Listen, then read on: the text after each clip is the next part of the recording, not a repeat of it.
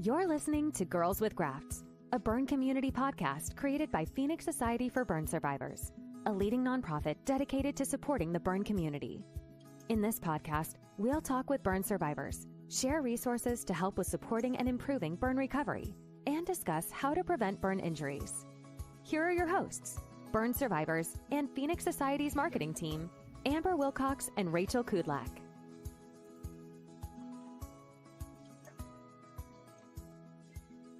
Hello and welcome back to Girls with Grafts. I am Rachel Kudlak. I'm one of the hosts of the podcast. And unfortunately tonight, my co-host Amber Wilcox won't be able to join us. But don't worry, I have two guests on the podcast today, so you won't be short of hearing some voices on the show today. You do have to bear with me a little bit at the beginning because, of course, I have both bios to read. But first, I do want to thank our podcast sponsor. So today's podcast is powered by the National Fire Sprinkler Association. NFSA aims to protect lives and property through the advancement of fire sprinklers. You can learn more about fire sprinklers, fire advocacy, and how to get involved by visiting nfsa.org.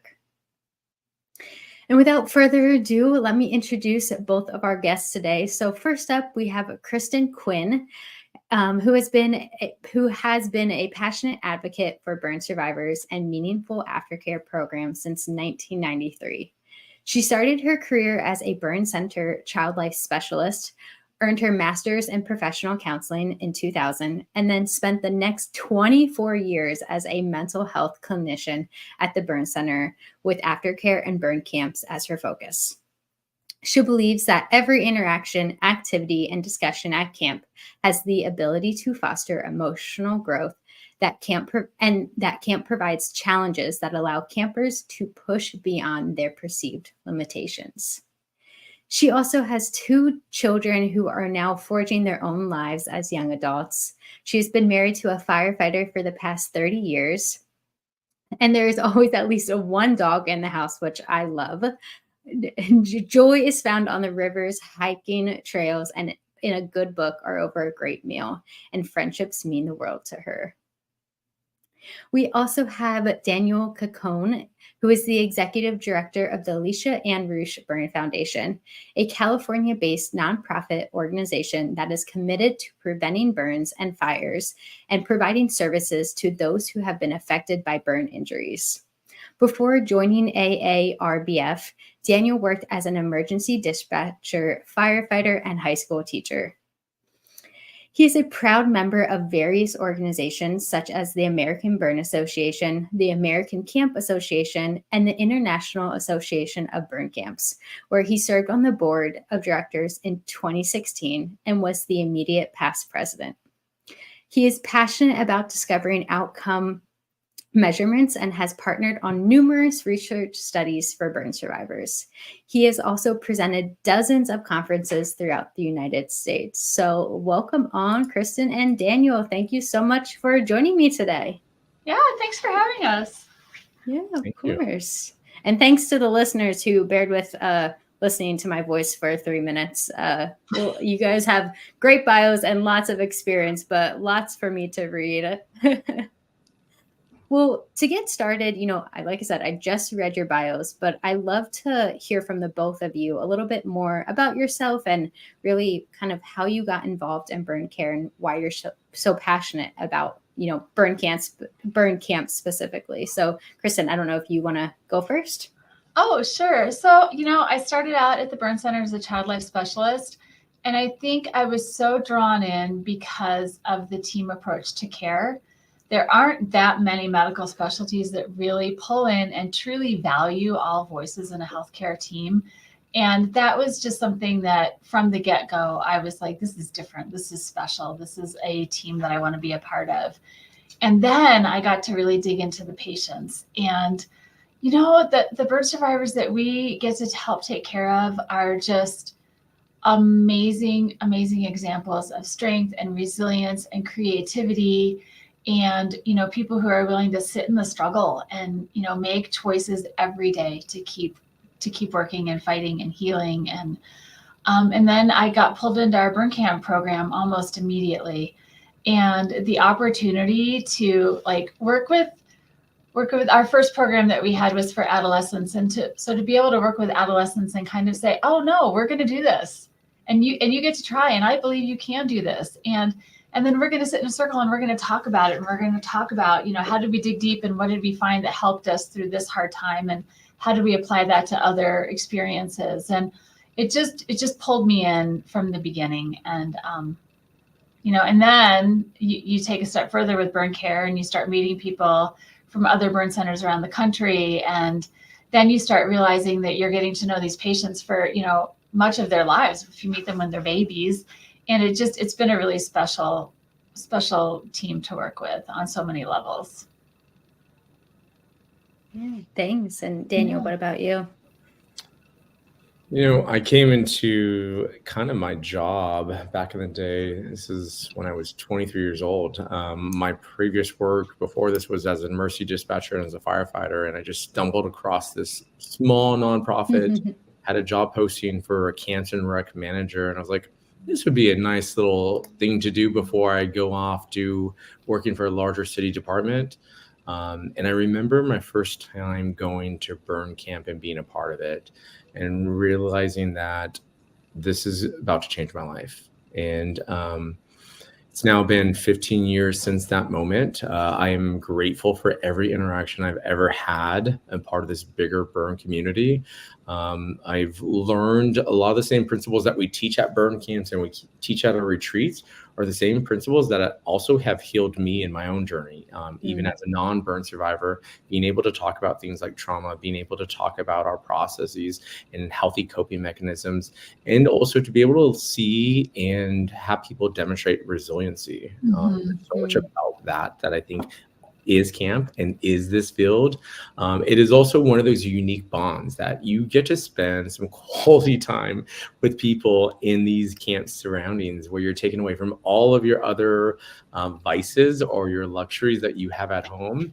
And you're put in a situation where it's like a pressure cooker. And in that, really form these really tight, amazing relationships. And, you know, it's like friendships like Kristen or other people in the burn community that we understand each other in ways other people may not because of our experiences working within burn camp and being able to see the growth that we all have and what it gives back to our own personal lives. And really, I feel very selfish a lot of times when I think about our job or my job and what I get to do, because it's a really amazing experience and has been very rewarding.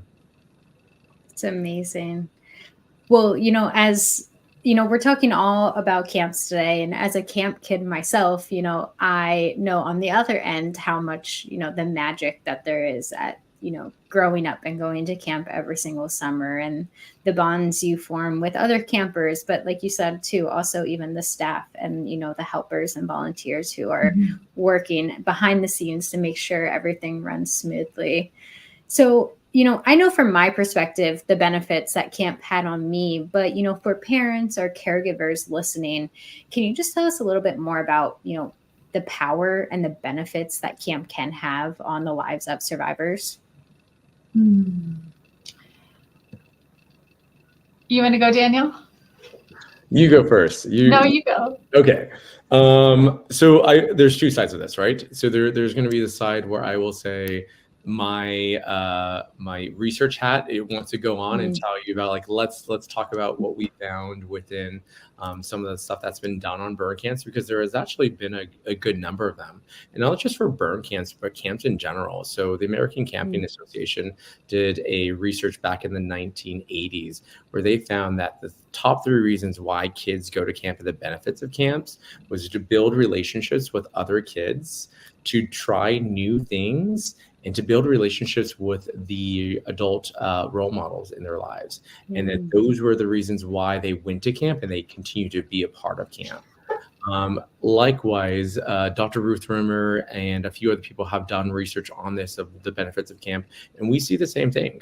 The reasons why we have people come back to camp and the nutrition within those who return is the fact that they have these lifelong friendships, both with their peers as well as the adults. And for most of them, there are experiences that they won't have outside of the burn community. again, as a non-burn survivor, it was through camps that I first learned how to ride a horse, that I learned how to do a bow and arrow. For some of our kids, some of them may not know or be discouraged to even be able to attempt to do some of these activities because of their burn injury. So whether they've lost a digit or a limb or something, what burn camp allows them to do is to find modifications to say, you can do whatever you want to do. And I've had kids who've like blown my mind in what they've been able to achieve based off of the fact that there are no limitations. And a burn survivor who is a double amputee, and his arm is cut off where his shoulder is, and he was able to throw a perfect spiral football across a whole soccer field because he believed he could. And it's those types of things that we walk away with. In addition to what we hope on the anecdotal side of that other side of my brain is the impact of being able to address isolation, anxiety, body image issues by being able to be peers and be able to have these organic conversations and to normalize that you are not alone in this, that there are other people who want to do something similar to you. Yeah. I think building on that, you are not alone, that peer support that can happen with kids. My simplest story to sort of exemplify that is at preschool camp. These two little boys met each other. They both had very similar facial burn scarring and very similar scarring on their chest and neck and hands. So all the visible places. And they had both thought they were the only one. And then they meet this other little person who looks so similar to them. And they immediate connection, immediate bond, immediate friendship. And a couple of weeks later, one of the little boys was back in clinic and he had to have a surgery. And his mom said he kept saying, no, he wouldn't do this surgery. And then after burn camp, he said, well, if Joe, who looks like me, can do this, I guess I can do it too. And so the kids are developing these really natural ways to support each other, to encourage each other, to kind of say, I can do hard things and you can do hard things, and let's learn from each other how to push through that. And I think that's just a magic that happens at burn camp. And I think every camp around the country has a story really similar to that. I think the kids also, they understand the challenges that they each are facing. And so when they're cheering each other on at the climbing wall or horseback riding or going off the diving board or whatever challenge they're facing, those cheers mean something different. They're not just kind of hollow, oh, we better cheer him on because we know he's in the hospital for a month. It's, I get how hard you had to work in the hospital. I get how hard it was to get here. And you are amazing and you are brave. And those cheers have just a different depth. And then I think the other thing that is really great for parents to know is that one, burn camps tend to staff at a much higher ratio than what even the American Camping Association recommends. And so the numbers of adults per child that we have at camp is just significantly higher. And that allows us to form more of a mentorship role with kids instead of just, there's two 20-year-old counselors in a cabin with 18 boys. My kids have had that experience and it's a little Lord of the Flies. And at burn camp, we have maybe one counselor for two kids. And so the counselors are able to sit down and talk to them about, okay, what goals are we going to set? How are we going to achieve that? How do we want tomorrow to look? What do we need to plan for that? What do you need in your backpack as we look at this? So the counselors just have that time to have more of a mentorship relationship. And then the people who tend to drift towards being a counselor at burn camp are burn unit staff, firefighters, maybe other burn survivors. And those people have a little bit more of a can-do attitude also. And so if we have a camper who's in a wheelchair, we're not going to go, oh gosh, they can't do these activities. It's amazing how all of a sudden 30 people are working on how do we get this kid up the climbing wall. It's just, it's a different sort of motivation that comes from everybody at camp. And what an experience for kids to have so many adults and so many of their peers who just really want them to be successful.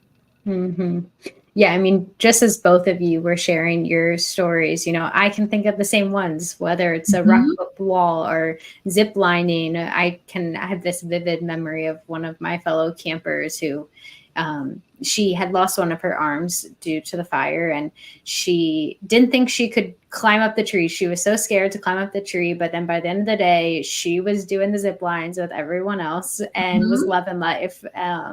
So I'm sure everyone who's been to camp, whether as a survivor, as a camper, or as a counselor or volunteer, we all have a story just similar to that, like you said.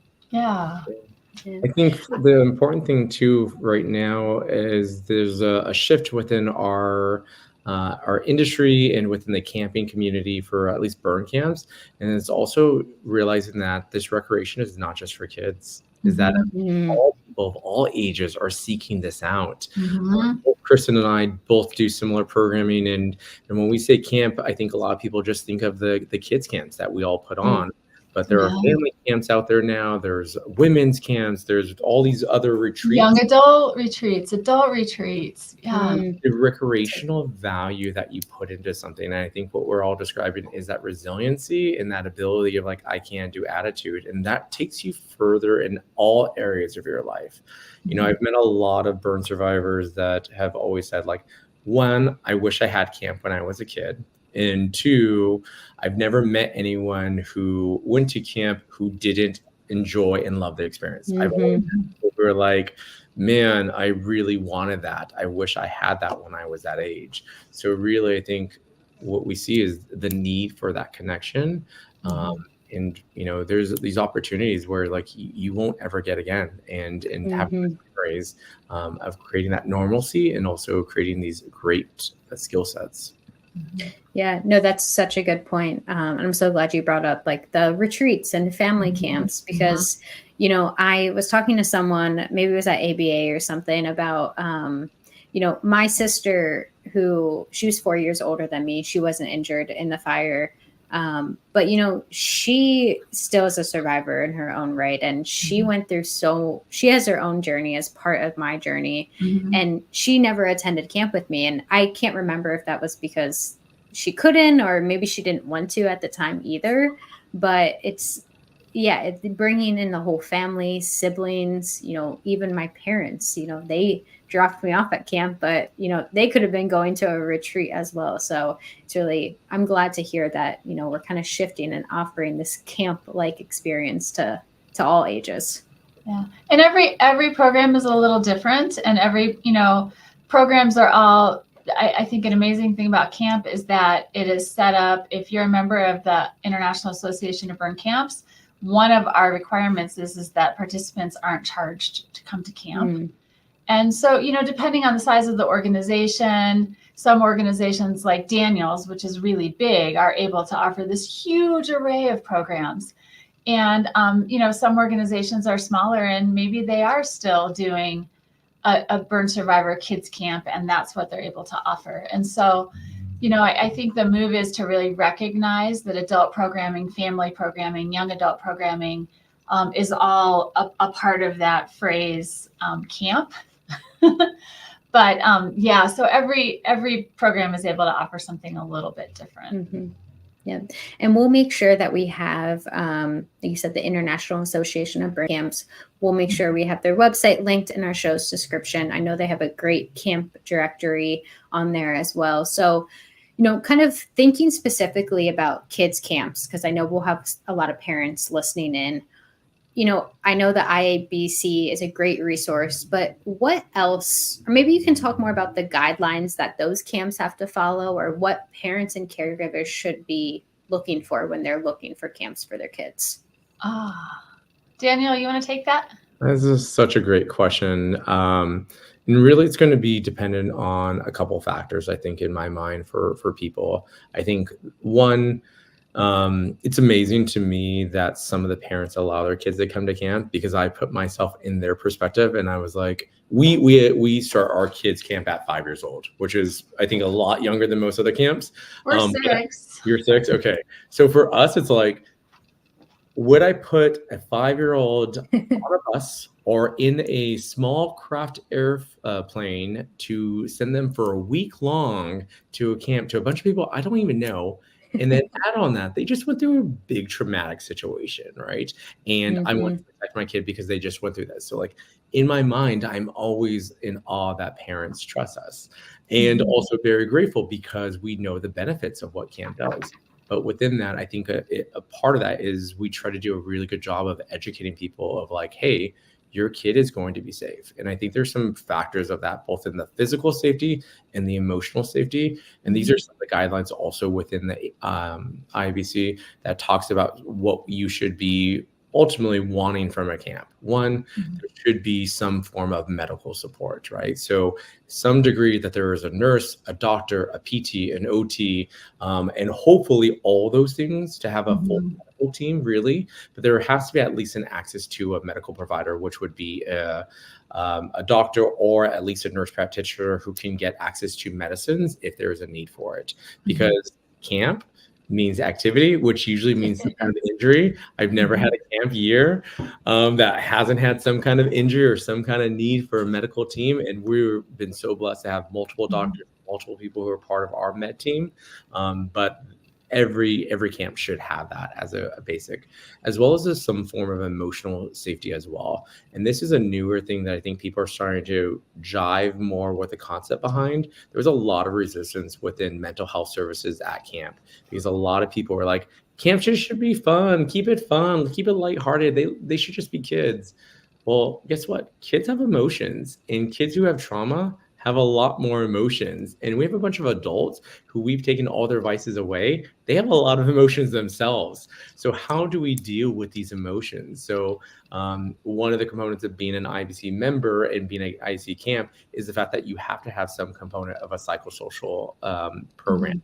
And they all look different for all of our camps. For my camp, we have a full wellness team, which is made up of a therapist, a social worker, a child life, in which we allow them to be a resource for the counselors and the staff, as well as for the kids to be able to, hey, you need to take a moment. Let's find some redirection. Let's do some coloring sheet for a second. Maybe you don't need to go to do archery at this moment right now. Let's address some of your emotions. And that is really helpful, especially with those kids who get homesick. So those are two big things that I think are important when it comes to finding a camp that works with you, in addition to all the other legality. And I'll let Kristen kind of chime in here too, of like what her experience has been. Yeah. So I think in terms of medical providers, many burn camps have actual burn care providers at camp. And the beauty of that is so we have a kid who's just gotten out of the hospital. We have actually had the experience a couple of times of discharging a pediatric patient from the hospital to camp. That's kind of a big deal. Well, but we have people at camp who can do their wound care, who can do their physical therapy, who knew them in the hospital. And now these kids are getting to come to camp and forge a new relationship with these people, and get their medical care and their medical needs met. They're getting to actually not just like stretch and go, oh yeah, this is great, I'm stretching my armpits, but they get to like stretch out and then go on the climbing wall with their friends. And so it's a different, kind of like real life, here's this thing that you have to do that's really hard, like stretching, but then immediately you're more stretched out and you can do these fun things and you can do it around your new friends. The other thing about the mental health piece is, again, like Daniel was talking about how his camp has used mental health resources. At my camps, we actually do a circle in every camp, and we do a check-in, and part of it is we're teaching kids how to do therapy, right? But we do a check-in, and maybe we talk about your highs and your lows for the day, or we talk about something that you want to get out of the day. And then we talk about things that are kind of hard to talk about in other situations, like how do you deal with stares and teasing? We actually teach some strategies for that. We talk about what do you do when your feelings are bigger than your body? What are ways that you can help kind of get those feelings out in a way that is safe to you and safe to the people around you? We talk about where do you feel different feelings in your body and what is that like? So we talk about these things that maybe don't get talked about in other contexts or in other places or other camps. And, but not like we're not really getting deep into people's heads and moving the furniture all the way around, but we're kind of saying, hey, it doesn't always have to be stuck like this. Or here's some ways that you can learn how to respond when somebody does stare or does ask you questions or does tease. Here's who your resources are. It's kind of like that strengths-based approach of how do we like really, really move into that growth mindset and help the kids learn and grow skills that are really helpful and useful for them. And then I think parents also want to make sure their camp is doing background checks on everybody who's going to be at camp. Parents should be asking questions about training. Are we doing abuse prevention training at camp? Are we training at camp about trauma-informed care? Are we training at camp about how to redirect behavior in a positive way? Like, it's okay for parents to ask these questions, you know, to call the director or the coordinator and say, hey, how do you guys handle these situations? It's okay to say, hey, how do you guys handle homesickness? What's your approach? You know, some kids, you know, our camp has a no cell phone rule, and there's a lot of reasons for that. Having time away from the cell phone is important. What I found last year at camp was that it was actually the parents who wanted that lifeline of the cell phone. The kids were kind of okay with getting rid of it, but it was the parents were like, what if they need me and they can't get a hold of me? And you know, so you want to ask about that, and then you want to make a plan. If you think that's something that's going to be hard for your child or you, make a plan in advance. Okay, how are we going to stay connected? In my camp, we have parents write a letter to kids at check-in. And so then if kids are homesick, we can pull out the letter from their parents. And, you know, we kind of like sort of front load those things. But it's okay for parents to ask about that. It's okay for parents to ask, you know, in my camp is one of my programs is up a canyon. And so I've had parents ask, what's your evacuation plan? You know what, that's great. And we, you know what, we should have a plan ready and available to talk through with parents. And so I think I would just want to really tell parents that it's okay to ask all those questions. Definitely. Yeah. I was, you know, the camp I went to was like a half an hour away from my house. So I was really fortunate that it was so close. And so I was burned when I was 3. And by the time I was 4, I was going to camp, but I wasn't allowed to sleep over because I think the age minimum was 5 there as well. But I was going during the day, and that I think also provided my parents a peace of mind. And I know that's not an option for everyone, but if you can find someone local or a local camp to go meet with them in person, or even just go 1 year for a day to see, maybe that's an option that parents can explore as well. Yeah, I know for us, we're trying to broaden our scope for our families and break down some of these barriers. Historically, for like Hispanic and Black families, camp is not a popular, normalized thing, right? So in addition to the normal barriers, in addition to the trauma barriers, sometimes there's some cultural barriers too with getting kids to camp. And in that, what we are trying to do is do like a family preview day where we have families come and see camp and be a part of our general day that we open up to other donors or through media, so that they can see what camp is about. Because most of the times is if the kid isn't introduced to camp early on, the chances of them getting into camp later on are very unlikely because they don't have that. And going back to some of the benefits, I just did a presentation at the American Camping Association on bullying. And what we found within research is that camp counselors and people at camp are more likely to find out things about your kid that you don't even know because of the relationship they have with their camp counselor. And that we found that statistically it's more likely, especially with kids with physical differences, to get bullied way more often. So if you really want to be able to know your kid, and although you think you have a great support, I will guarantee you'll be shocked in what you may find out about the kid when you talk to the camp counselor or talk about the organization who's putting on that camp. So really fascinating. That's such a good point. And I think even too, you know, maybe a child may be scared to say that, even scared to tell their parents or anyone that they're being bullied or teased. But if they hear another survivor or another camper talk about it, then like goes back to, you're not alone, you know, in the good wins and, you know, not so good wins, but just hearing that, yeah, again, you're not alone. There's others like you. I know for me, in my experience, that was probably the biggest takeaway I have from camp is, you know, growing up and just seeing adults with scars was really big for me. And knowing, oh, like there's teenagers and like, look, those girls are normal and they have scars and they're living life. They're jumping in the pool. They're showing them off. And that just seeing that confidence growing up was really, really important to me. Yeah. That informal peer support goes a long way. Mm-hmm. I think sometimes it's more powerful than, hey, when it's pointed out, hey, look, do you see her? She's got her, bathing suit on. Just let it happen naturally. Kids are so observant. There's not much that actually gets past kids. We don't always even have any idea everything they're seeing and hearing and processing. And yeah, definitely. Well, I know we kind of talked about what parents and caregivers should look when they're looking for a camp. So they've selected one, they're getting their child ready to go. How can parents and caregivers best prepare their kids to go off to camp? And maybe even some tips to help them ease that transition, sending them to camp as well. So could I actually say something about selecting a camp too? Oh, yeah. Some camps are maybe near a burn center that's actually kind of a small burn center, and they have a large camp foundation. And so they're taking in kids from all over the country. Some camps, especially the ones that are associated with a hospital, are maybe only accepting kids that they either cared for or kids who have moved into their referral area. And then some camps only, like are a foundation in a state, and they can only take kids who are from their state. So I do like to caution about that idea of just like camp shopping, because sometimes there are, lots of contributing factors about what camp kids get to go to. But also sometimes there's not. And so I think it's just important to kind of keep some of those parameters in mind. Yeah, a really good point. As a camp kid, I didn't have to think about any of that. My parents did all the logistics. So you went to the camp associated with the burn center that was closest to where you lived. Yeah. Yep, exactly.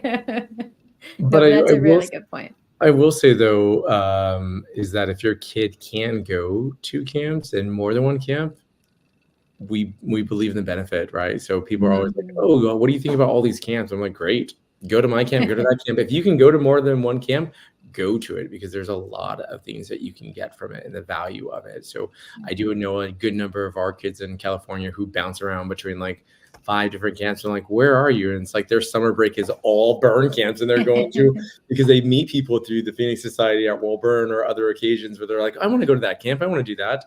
And it's cool to see some of the partnerships that we now have between camps and other camps moving forward. I think to answer your question about like what parents can do to kind of prepare their kids, I think being able just to have honest conversations, right? And addressing some of the things that we all know are going to happen. Kids are going to get nervous before they leave the camp. They're going to freak out and tell you that they don't want to go, right?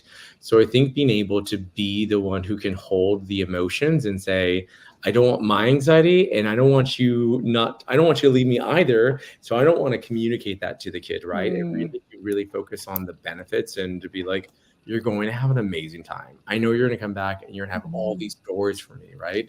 So it may seem counterintuitive because your kid's trying to communicate something to you, but also being able to judge, is this fear-based emotions, or is this actually them communicating that they're not safe in this environment? And those are two different experiences to have, right? I don't want kids to come to camp if they don't want to be there. I've had those kids where their parents see it as like, oh, I'm just going to drop you off and I'm going to go on vacation, have fun at camp. And then I've also had kids who were nervous to go, but after the first hour, and once we get into activities, mom, dad, who? Like they're just from the whole premise. So it's really important, I think, to have those honest conversations and to really size up where their emotions are coming from. But being nervous going to camp, even if you've been going to camp for 3 or 4 years, is totally normal. And I think that is maybe one of the first opportunities that camp can present to kids and families to really push into that growth mindset, to that, you can do hard things, and let's make a plan and let's talk about it. How, if you do get homesick, how are you going to help yourself feel better? What do you think would be helpful? Is there something from home you would like to bring, like a stuffed animal or a photo of, your sister? But this is like one of those opportunities that parents have to really lean into. I believe in you. Yes, I will miss you, but I also really believe that you could do hard things. And anytime you go into a new environment, it's scary. It just is. And I think you can do it. And I think you're going to have an amazing time. Like what a just fantastic message that is for parents to be able to send to kids. No, definitely. That's really great advice.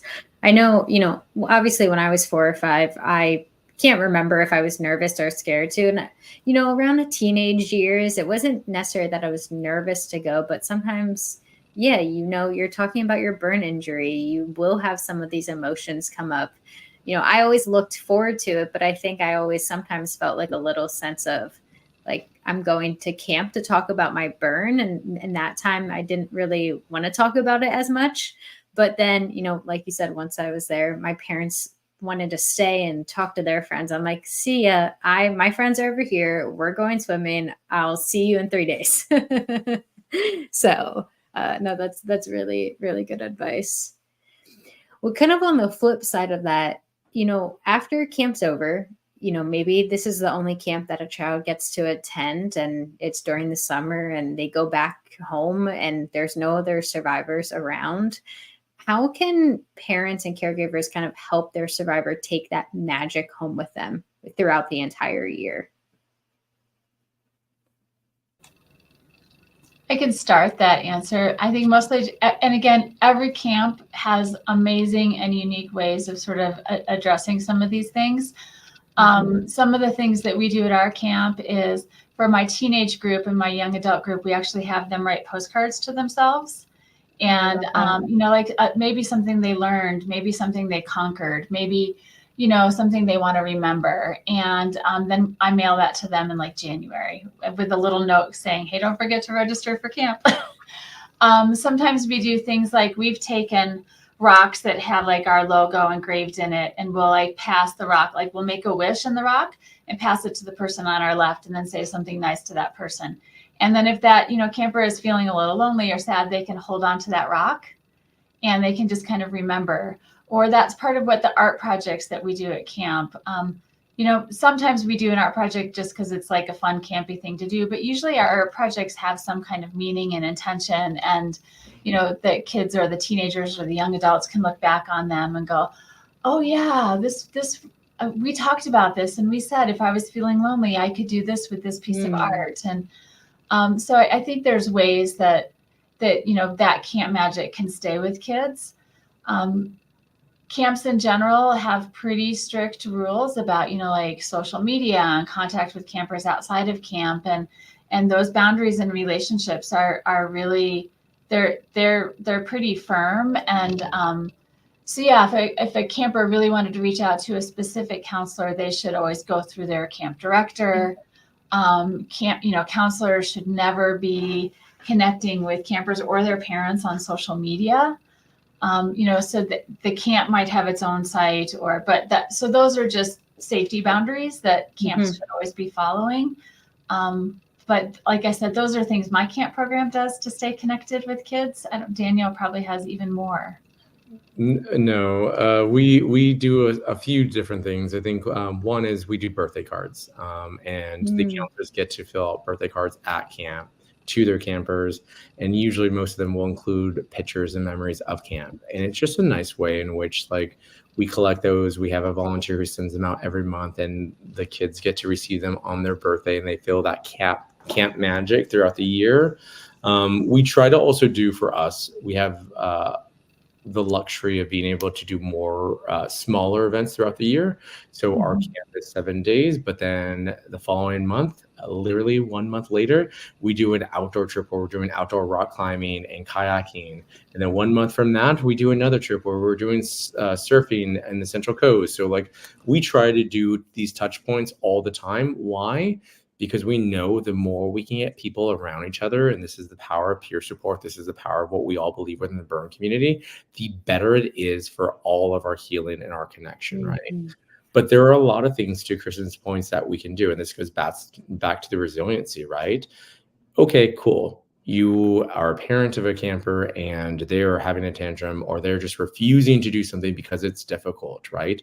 Being able to make that correlation of like, hey, when you came back to camp, you told me about this leap of faith or this huge rock that you have to do.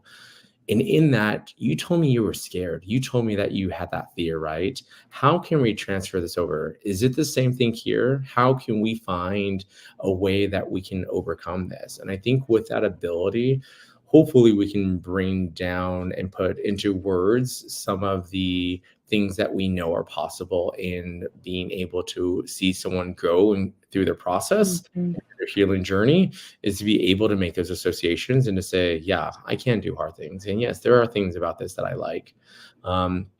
I think one of the unique things about our camp, and we may be one of the few camps that still does this, but we do camp names.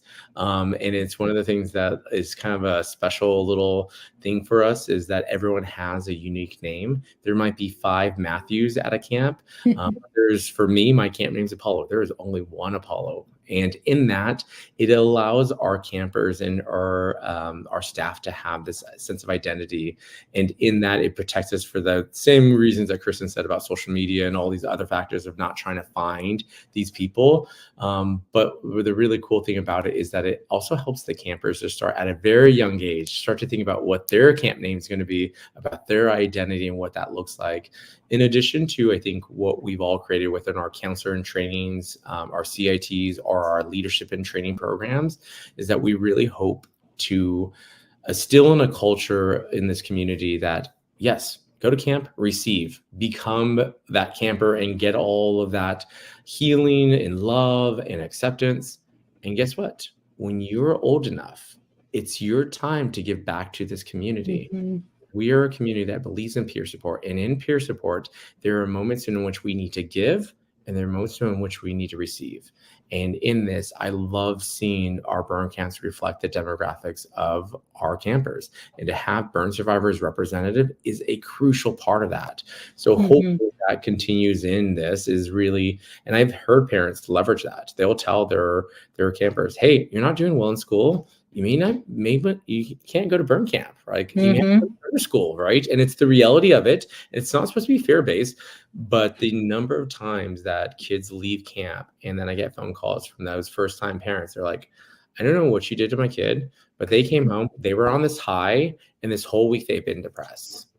And all they talk about is camp and how they want to go back to camp and want to go. And I was like, totally common. And also, let's remind them what we need to be working towards them. Let's remind them of what this means to them. So I think camp can be used as a great incentive to be able to fight through the day-to-day of normal life in general. For sure. Some really great advice. I love too what you said of, when your child may be facing a difficult situation later on, kind of reflecting back on some of the wins that they had at camp and how they overcame those challenges. So that's some really, really great advice for our caregivers out there. And I know we did talk a lot about the parents and caregivers, and I know we're coming up on time, but I do want to ask if you have any, I don't know if it's advice or tips for some of maybe the camp counselors that are listening, or the camp directors, or someone who wants to get more involved in a camp. Do you have anything you want to share with them?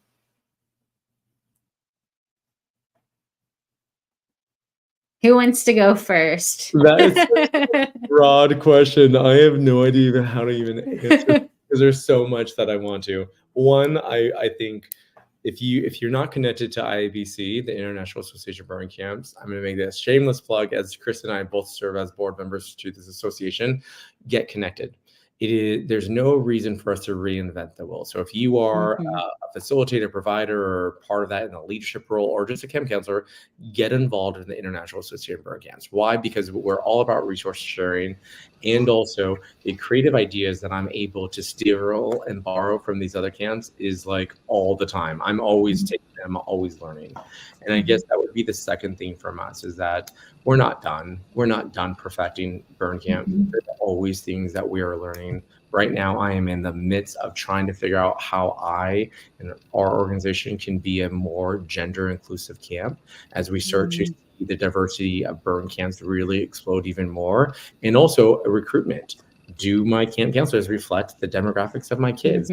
How can we love and accept more, right? Even mental health policies and changes. There's always room for improvement. No one has camp down. And we're all human. We're just learning to do this together. So if you're not involved, I encourage everyone to get involved into a camp program as an adult, as a participant, and as a provider, because there's some real magic that really happens in these places. I would say too, if you're in an area where your burn center isn't connected to a camp, or there's not a foundation close by that's connected to a camp or running a camp, reach out to your nearest burn center, reach out to your nearest foundation. And that's where, again, the IABC can be really helpful, because our website has the list of our member camps, and you can look on it and go, oh, I live in Oklahoma. Look, I didn't even know there was a burn camp here in Oklahoma. You can start to find your resources that way. But it's okay. Like, we have a burn center near us that doesn't have a camp or any aftercare programming associated with it. And so guess what? Like, I was always calling that, that clinic and that child life specialist and that social worker going, hey, we will gladly take your kids to our program, because kids need, like, this is a really valuable program. And so, yeah, as a parent or as a provider at another facility or foundation, it's okay to reach out and just kind of go, is there space for this person here? And burn camp communities are so welcoming. And there will always be a space. So I think that's a great. That's all great. And like I said, we'll definitely make sure we have the IABC's camp directory linked below. Obviously, you can go on their website too, whether you're looking for a camp or you are a camp and want to get involved. I guess before I ask the final questions, if a camp director maybe is listening and they're not involved with the IABC, do they just need to go on the website and kind of get connected, and then you'll help them figure out the guidelines and requirements from there? Yeah. There's a membership, and then there's a form to fill out that kind of lists the camp programs that you offer. And that way, if families are on the website, they can easily see what's available in their area.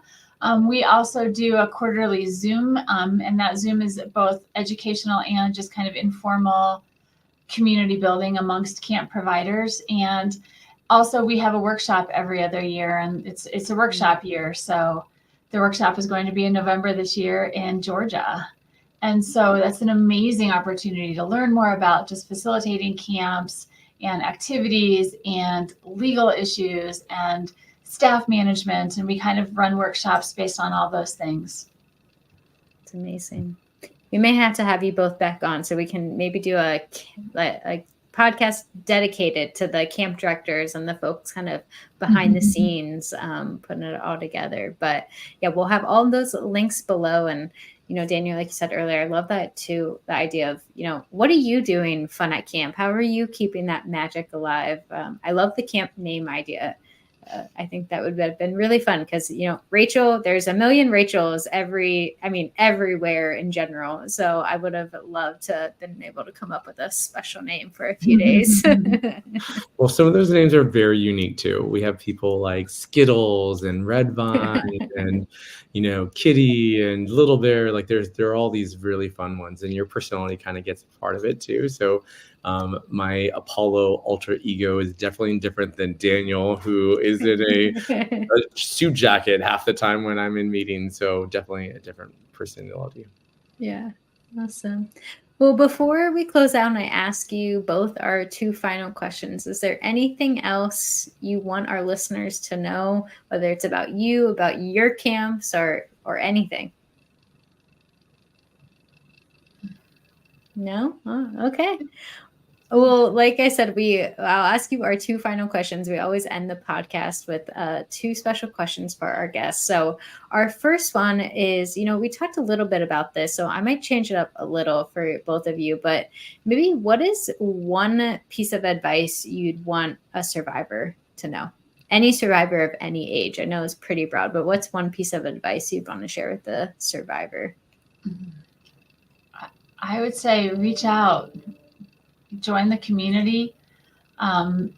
Survivorship doesn't have to happen alone. There are all kinds of people out there willing and able and qualified from a vast array of reasons to walk with you through recovery.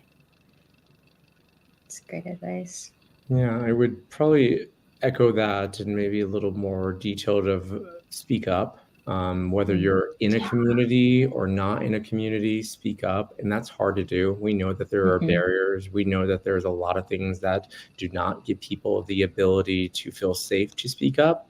But we only know what we know until we realize that there's more out there. And in that, not every survivor is going to get their needs met the same way. Cancer, not for everyone. And I accept that. And I know that. And I believe camp can be powerful for everyone. And I hope everyone tries it, but it may not be their modality in which they find healing. And in that, you may have special needs or special considerations that you need to communicate to the people who are meant to serve you. And I really think there is so much that we need to do to empower survivors and caregivers and providers to speak up and express what your needs are. And if they're not able to be met, try to see if you can find them met in other ways in other communities. It's really great advice, whether it's camp, online, a retreat, or whatever it may be. There's so many different ways to get the healing you need. So it's definitely worth trying. So with that, it is time for our final question, which is our Phoenix Partner question. And today it's sponsored by NFSA, a resource for quality education in the fire industry. So their question is, and this doesn't have to be burn camp or care or burn related at all, but what is one thing that always brings a smile to your face, no matter how tough your day has been? Well, this is a silly one, but 8 times out of 10, when I pull in my driveway, the little girls next door to me like come running out of their house. Hi, Kristen. And just a little bit of a cheery, especially since my kids are out of the house and I miss having kids in the house, having these little people next door with those, just a cheerful hello. And then they run back in their house and that's the end of it. I love that. What about you, Daniel? Mine's going to be a little more camp specific and maybe just culture specific to our organization. It's a very long answer within the sense of we have something called an e-hug. And Rachel, I think you're way too young for this, but Kristen, you might remember back in the day when Disneyland used to do passes and like the e-ticket was like the best ticket you would get, right? So we converted this over to our hugs, and the e-hug is the best hug you can get. And there's so many times at camp, we believe in physical touch, appropriate, obviously physical touch, and making sure that we explain that to our staff and to our campers. But within that, the power and connection of giving someone a hug, no matter what emotional state in camp, can be very crazy and very hectic and very stressful and also filled with drama. And being able to just to hug someone and say, you need an e-hug, it has that power now. If even when someone sends me an email, they're like sending you a virtual e-hug. That is always one of those things that can completely put a smile on my face of like, that is what this is about. That's our community, is supporting and loving each other in this way. I love that. I think I'm going to have to start sending my friends and family more e-hugs. I know, you're getting steal that, that. Daniel. I might have to like take a video of me hugging. Send them that. Awesome. Well, thank you both so much for joining the podcast today. I know our listeners are missing Amber, but I'm so happy I had the both of you on to talk more about camps. Camps are near and dear to my heart as a camper myself, but I know we always get questions from parents and caregivers on what's a good camp? How do I prepare my kid to go? So I think this will be really, really helpful right before summer and camp season for our parents and caregivers out there. So thank you both again so much for joining me today. Yeah, thank you, Rachel. Thanks. Thank you.